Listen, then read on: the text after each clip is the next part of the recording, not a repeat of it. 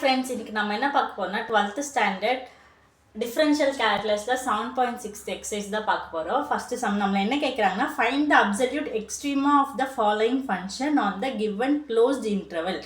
நம்மளுக்கு ஒரு ஃபங்க்ஷன் கொடுத்துருக்காங்க f of x equal to x square minus 12x plus 10.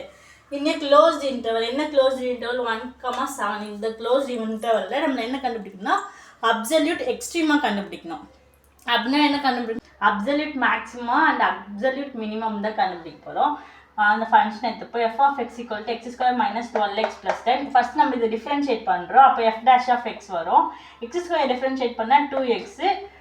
நம்ம -2 into x இருக்குது. அப்போ x டிஃப்ரென்ஷியேட் பண்ணால் 1 வரும். அப்போ -12 வரும். கான்ஸ்டன்ட் டிஃப்ரென்ஷியேட் பண்ணால் 0.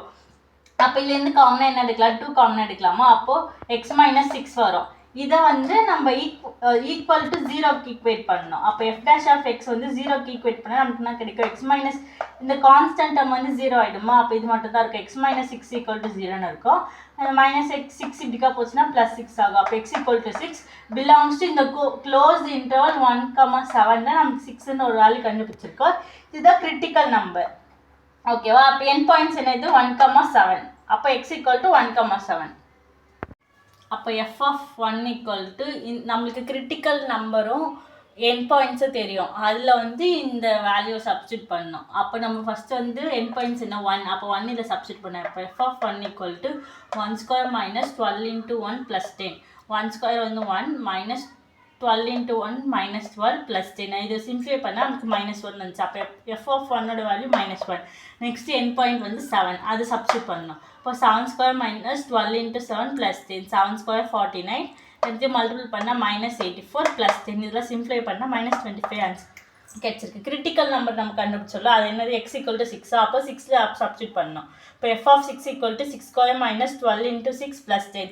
இதெல்லாம் சிம்ப்ளிஃபை பண்ணால் therefore f of x 6 equal to -26.